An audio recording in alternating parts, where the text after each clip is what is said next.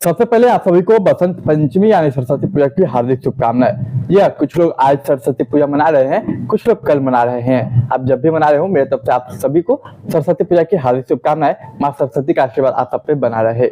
नमस्कार, मेरा नाम है विवेक सिंह और एक सच्ची कहानी में आपका साथ करता हूँ। आज की हमारी जो कहानी है वो कहानी है 30-31 जनवरी साल 2025 की। दरअसल ये कहानी है तमिलनाडु का एक राजधानी है चेन्नई। चेन्नई में ही एक जगह है थिरुमुलैया विरार। इसी में एक अपार्टमेंट है। उस अपार्टमेंट से 30-31 तारीख को काफी ज्यादा बदबू आ रही थी। दरअसल बदबू जनवरी के महीने से आ रही थी, स्टार्टिंग वीक से ही। लेकिन पहले लोगों ने इग्नोर किया इस बदबू को कि चलो कोई बात नहीं, नॉर्मल होगा, कुछ सड़ उड़ गया होगा सब्जी, अगर स्वीपर वगैरह आएगा तो फेंक देगा। लेकिन हफ्ते 2 हफ्ते 3 हफ्ते से बीतते जाते और बदबू यानी कि दुर्गंध जो था वो फैलता जाता। तो 30-31 जनवरी की बात है और अचानक इतनी ज्यादा दुर्गंध फैल जाती कि तमाम सोसाइटी वाले परेशान हो जाते। वो फौरन पुलिस को कॉल करते। पुलिस वहां पे पहुंचती। पुलिस सबसे पहले बेल बजाती, दरवाजा ठकठकाती। दरअसल जो फ्लैट, अपार्टमेंट के फ्लैट से वो दुर्गंध आ रही थी, उसमें लाइट ऑन थी और एसी चल रहा था, क्योंकि ठंडी ठंडी हवा थोड़ी बहुत बाहर भी आ रही थी जो गैप होते हैं उसके माध्यम से। तो देखिए, पुलिस को कई मिनट तक या कैसे काफी देर तक वो दरवाजा खटखटाती और बेल बजाती, लेकिन अंदर से कोई शख्स मानो कि जवाब ही नहीं देता। लेकिन एसी चल रही थी, लाइट ऑन था, इससे लग रहा था ये अंदर कोई है, लेकिन कोई जवाब क्यों नहीं दे रहा है। इसके बाद पुलिस जो थी वो वीडियोग्राफी करवाती और तमाम जो सोसाइटी के लोग थे उन्हें बुलवाकर सामने दरवाजा तोड़ती, इसलिए ताकि बाद में पुलिस के ऊपर कोई क्लेम ना आए कि कहीं पुलिस वालों ने कुछ सामान तो गायब नहीं कर दिया। वीडियोग्राफी शुरू होती, तमाम लोगों के बीच वो दरवाजा को खोला जाता। जैसे उस अपार्टमेंट को, फ्लैट के दरवाजे को खोला जाता, जो दुर्गंध थी वो बहुत बास मारती, इतना कि वो देखते देखते कुछ मिनटों में ही पूरे अपार्टमेंट में वो दुर्गंध फैल जाती और सभी लोग परेशान होने लगते। पुलिस जब अंदर जाती तो देखती सामने एक लड़की और एक बुजुर्ग व्यक्ति की लाश पड़ी है। अब सवाल ये कि ये लड़की कौन है, ये बुजुर्ग व्यक्ति कौन है जिसकी लाश बेड पे पड़ी हुई है। पुलिस वाले शॉक हो जाते हैं। पूरे घर को और तलाश लेते करते कि कहीं और व्यक्ति तो कोई मरा नहीं। तलाशी लेने के बाद पता चलता है कोई और नहीं बल्कि एक लड़की है और एक बुजुर्ग व्यक्ति, यही दोनों मरे हैं। तो सवाल ये कि आखिर मारा किसने और ये अपार्टमेंट, ये फ्लैट, ये है किसका। जब तमाम लोगों से पूछताछ की जाती है, पुलिस इन्वेस्टिगेशन करती है, तो जाके कुछ पता चलता है। यहाँ सोसाइटी और अपार्टमेंट वालों के मुताबिक यहाँ पे एक और शख्स रहता था। 3 लोग रहते थे यहाँ पे, 2 लोग नहीं। पहला ये बुजुर्ग व्यक्ति, दूसरा ये लड़की और तीसरा एक शख्स था डॉक्टर सेमूल संपत। डॉक्टर सेमूल संपत के बारे में जब पता चलता है कि वो भी व्यक्ति यहाँ रहते थे लेकिन दिख नहीं रहे, तो पुलिस डॉक्टर सेमूल संपत की डिटेल निकालते, कुंडली खंगालती है।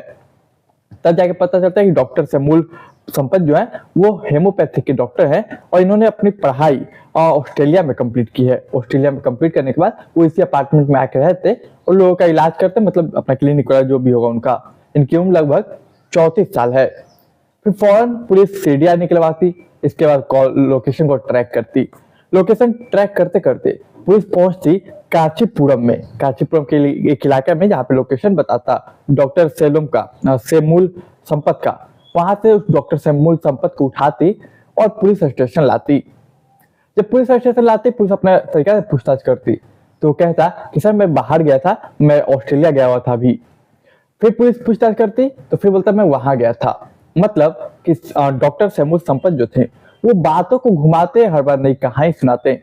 लेकिन कहते हैं ना कि पुलिस तो पुलिस होती है।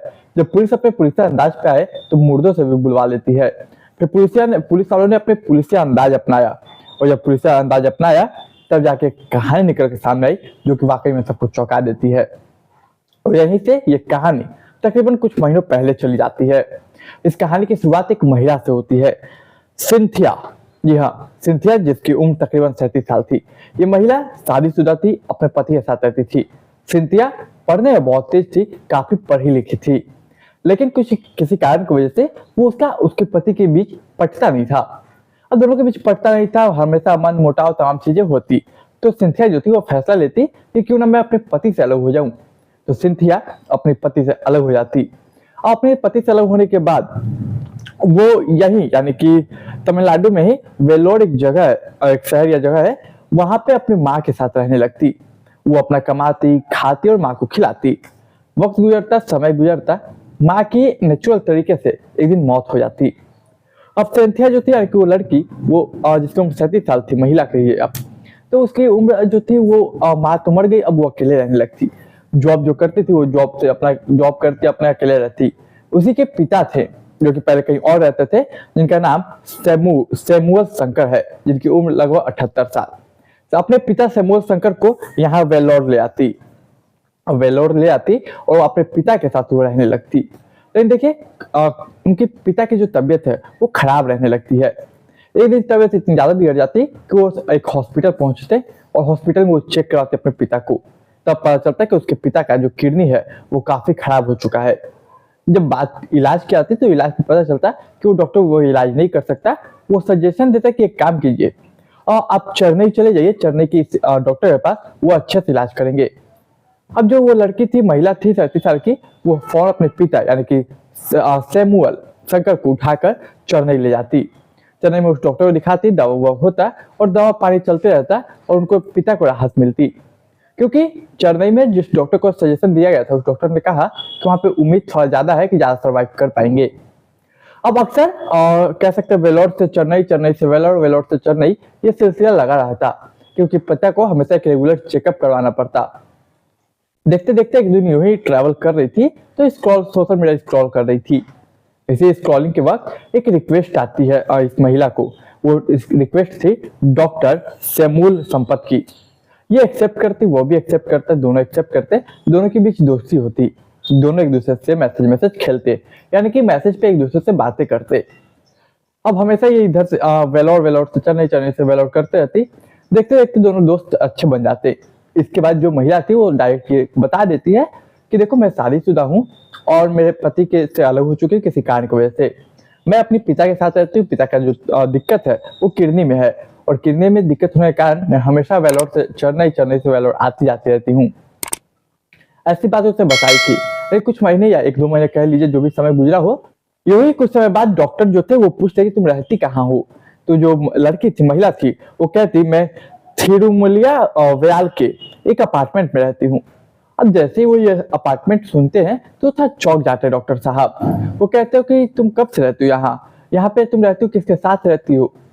अब महिला बोलती कि मैं यहाँ कुछ समय से रहती हूँ, पहले मैं वेलोर में रहती थी, वेलोर से चेन्नई और चेन्नई से वेलोर आना जाना था, इसलिए मैंने चेन्नई के में इसी अपार्टमेंट में एक फ्लैट ले लिया। तो कहते हैं डॉक्टर साहब बड़ी अजीब बात है, मैं भी इसी अपार्टमेंट में रहता हूँ जिस अपार्टमेंट का नाम तुम ले रही हो। फिर डॉक्टर साहब अपना फ्लैट नंबर बताते और ये महिला अपना फ्लैट नंबर बताती।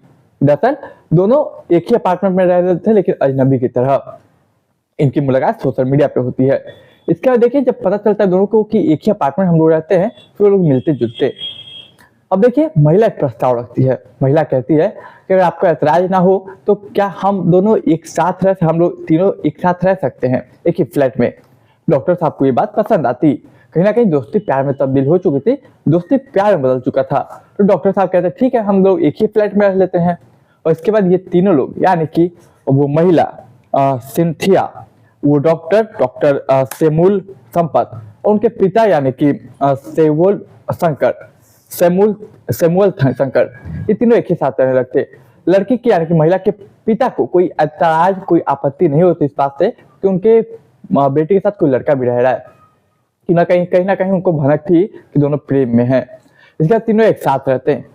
कुछ समय तक सब कुछ सही चलता, दोनों एक दूसरे से प्यार करते, तमाम चीजें। इधर जो उनके पिता की लड़की के पिता की जो तबीयत थी, वो तबीयत का इलाज चल रहा था, जो किडनी में इशू थी वो इलाज चल रहा था। ये जो डॉक्टर थे वो भी अपने तरीके से कभी कभी इलाज करते और कभी कभी जो हो सकता था उनके तरफ से, क्योंकि वो भी जो डॉक्टर थे तो डॉक्टर से तो वो भी इलाज करने की कोशिश करते। लेकिन देखिए कितना बड़ा इत्तेफाक है, इत्तेफाक की एक लड़का एक लड़की एक ही अपार्टमेंट में है, एक ही अपार्टमेंट के दो अलग अलग फ्लैट में रह रहा है, लेकिन उनकी मुलाकात सोशल मीडिया पे होती है। सोशल मीडिया पर पता चलता है कि लोग एक ही जगह रहते हैं। दरअसल अपार्टमेंट का कुछ ऐसा ही सीन होता है कि आपके बगल में कौन है उसके बारे में आपको कोई जानकारी नहीं होती। यहाँ पे लोगों को केवल खुद से मतलब होता है, बगल में कौन है, कौन जी रहा है, कौन मर रहा है, किसी को कोई मतलब नहीं होता जब तक कोई बवाल ना हो या फिर कोई हल्ला ना हो। तो ये है अपार्टमेंट के कुछ अपने नियम, या फिर कह लीजिए सोसाइटी के कुछ नियम जो कि खुद उन लोगों ने बनाए हैं। तो देखिए सब कुछ सही था। ये बताऊं मैं कि सितंबर साल 2024 में ये लोग एक साथ रहना शुरू किए थे, यानी कि वो महिला, उसके पिता और ये डॉक्टर सितंबर के महीने में, अक्टूबर तक वो लोग साथ में रहते। लेकिन अक्टूबर तक में होता क्या कि अचानक से उसके जो पिता की तबीयत है वो काफी बिगड़ जाती। और जब तबीयत काफी बिगड़ जाती है अक्टूबर महीने में, और तबीयत बिगड़ने की वजह से उसके पिता की मौत हो जाती। जब लड़के के पिता की मौत हो जाती, और उधर दूसरी ओर ये जो शख्स था, ये जो डॉक्टर थे, डॉक्टर सैमुअल संपत, वो अपना सामान, अपना बैग पैक करने लगते। अब ये बात उस महिला को समझ में नहीं आती, उस लड़की को समझ में नहीं आती कि ये क्या हो रहा है, मेरे पिता मरे हैं और तुम यहाँ पे अपना बैग पैक कर रहे हो। तो वो बोलता है कि मुझे बहुत जल्दी निकलना है ऑस्ट्रेलिया, मुझे बहुत अर्जेंट वर्क है। अब देखिए इस बात पे बहस छिड़ जाती। महिला कहती मतलब एक इंसान मरा है जिसका अंतिम क्रिया होना चाहिए, अंतिम संस्कार होना चाहिए विधि विधान से, और तुम 2-3 दिन बाद चले जाते, 2-3 दिन 4 बाद चले जाते, लेकिन तुम अभी जा रहे हो, अभी तो मेरे पिता मरे और तुम अभी निकल रहे हो, कल 2-3 दिन 4 दिन बाद जाओ ना। लेकिन वो बोलता है नहीं, मुझे अब जाना होगा, बहुत अर्जेंट है। तो ये कितनी अजीब बात है ना ये, कि एक तरफ एक लाश पड़ी है और दूसरा तरफ एक व्यक्ति वो निकल रहा है अपने किसी मीटिंग या किसी प्रोजेक्ट को लेके बाहर। इस बात पे उन्होंने के बीच कहासुनी होती, कहासुनी इतनी बढ़ जाती कि वो बात हाथापाई पे उतर आती। इसी हाथापाई के बीच वो जो डॉक्टर थे वो था धक्का दे देते कस के। महिला जो थी वो जाकर एक दीवार से उसका सर टकरा जाता है और वो नीचे गिर जाती। हालांकि वो जो डॉक्टर थे अपना कपड़ा पैक करके निकलने लगते, तो गेट के पास पहुंचते तो देखते कि एक बार देख लेता हूँ जिंदा है या नहीं। वो जैसे बॉडी को हिलाते, कोई बॉडी में मूवमेंट नहीं हो रही थी। डॉक्टर पैरों तले जमीन खसक जाती उनकी कि यार ये लगता मर गई। सवाल ये कि अब वो करे क्या। फिर हालांकि वो डॉक्टर थे, कुछ केमिकल का आइडिया था, वो कुछ केमिकल का बंदोबस्त करते, और केमिकल का बंदोबस्त करके वो कुछ केमिकल छिड़क देते बॉडी पे जिससे बाहर बदबू ना जाए, दुर्गंध ना फैले। एसी की टेम्परेचर को नॉर्मल रखते जिससे ठंडी हवा रहे ताकि स्मेल बचे। वक्त गुजरता, वो वहां से निकल जाते। वक्त गुजरता, लगभग अक्टूबर में मारा था उन्होंने, तब नवंबर, दिसंबर, जनवरी पूरा बीत जाता। जनवरी की 30 या 31 तारीख को जब बदबू बहुत, जनवरी के स्टार्टिंग में ऐसी बदबू बहुत फैल रही थी, ये पहले सोसाइटी वालों ने इग्नोर किया। लेकिन जब 30 या 31 तारीख को इतनी बदबू फैल गई कि इग्नोर नहीं कर पाए, तब उन्होंने पुलिस को बुलाया। पुलिस आई, गेट सभी के देख रेख में खोली और 2 लाश मिली। फिर इन्वेस्टिगेशन में ये डॉक्टर पाए गए। सोचे कितनी इत्तेफाक और कितनी अजीब बात है। पहले इत्तेफाक लोग मिलते हैं, 1 महीने तक वो लोग एक साथ एक कमरे में रहते। एक तरफ उस लड़की के पिता मरते, दूसरी तरफ वो जो शख्स था वो अपना पैकिंग करता सामान, ताकि उसे निकलना था। उसे अंदर इंसानियत थी या नहीं वो अलग बात है, लेकिन शायद उसने उस वक्त इंसानियत नहीं दिखाई। अब इंसानियत नहीं दिखाई या फिर डर था कि कहीं वो फंस ना जाए, कहीं सब चपेट में ना आ जाए। इसका वो लड़की को मार देते हैं, चाहे जाने अनजाने मारे हो या फिर जानबूझकर मारे हो। अभी तक इन्वेस्टिगेशन के मुताबिक पुलिस का यह अंदाजा है कि हो सकता है कोई और भी इसमें इन्वॉल्व हो, लेकिन जो अभी तक साक्ष्य है उस हिसाब से डॉक्टर ने सिर्फ मारा है, इसमें किसी और का इन्वॉल्वमेंट नहीं है। अब चार्जशीट तैयार होगी, फाइल जाएगी कोर्ट में, उसके बाद डॉक्टर साहब को जो सजा मिलनी चाहिए वो मिलेगी। तो देखिए ये कहानी सुनाने का उद्देश्य किसी की भावना को, किसी के दिल को ठेस पहुंचाना नहीं, केवल समाज में जागरूकता फैलाना था। आप मेरे चैनल पर नए हैं तो चैनल को सब्सक्राइब कीजिए, वीडियो को लाइक कीजिए, शेयर कीजिए, अपने विचारधारा कमेंट बॉक्स में जरूर रखिएगा। मैं मिलूंगा एक नई कहानी में, तब तक के लिए आप मुझे इजाजत दीजिए।